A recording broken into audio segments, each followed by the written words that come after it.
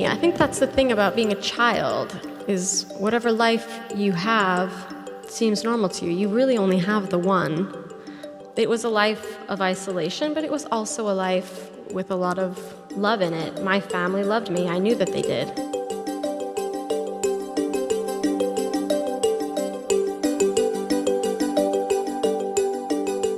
Novels must rise from a place of moral ambiguity. And so I decided to write a novel about a young couple separated by a wrongful conviction. Thank you. Thank you. Thank you. Wow, y'all really filled this joint up. This is crazy. Seattle Arts and Lectures brings the best writers and thinkers of our time to Seattle stages and classrooms. And this is our 32nd season of doing that. Our audience loves that moment of seeing a young person step on stage. And we know that that one student represents hundreds, if not thousands more students that we are working with every year. The secret's inside you, reaching into a burning fire to pull out a key. We're working with kindergartners all the way up through 12th graders in the class and the high school and young adult youth poet laureate program. And so we really get to see how writing impacts students and just humans throughout the entirety of their life, and how writing really is this journey. Wei Wei Lee!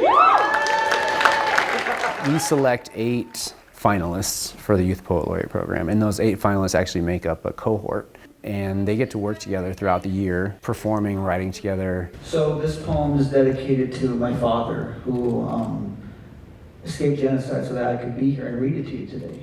Literature is an empathy machine, and it helps us understand another point of view, another way of being, another person, another human. Tonight I wish I could look you in the eye and tell you that the state of Alabama made an honest mistake.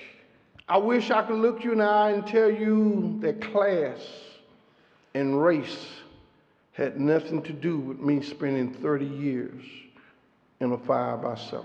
I feel a big sense of pressure and excitement in choosing the authors that come to our stage. I'm always thinking about what's in the zeitgeist. What are people going to be thinking about or wondering about or wanting to know a year from now?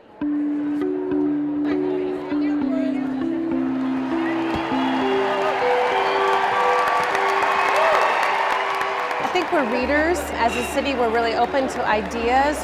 We are open to innovations, and so innovative thinking. People want to come here. People want to engage with our audience. We in the United States should be there to help, and what we should be there to help with is our example of a strong, vibrant, non-corrupt democracy that works for the people.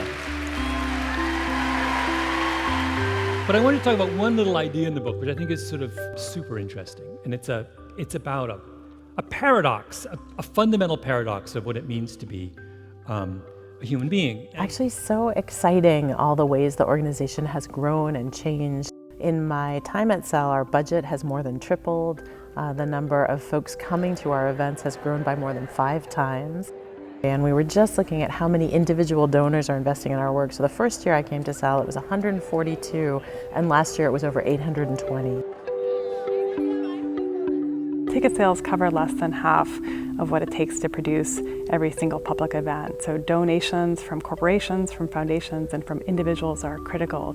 Thank you, Seattle, for coming out tonight.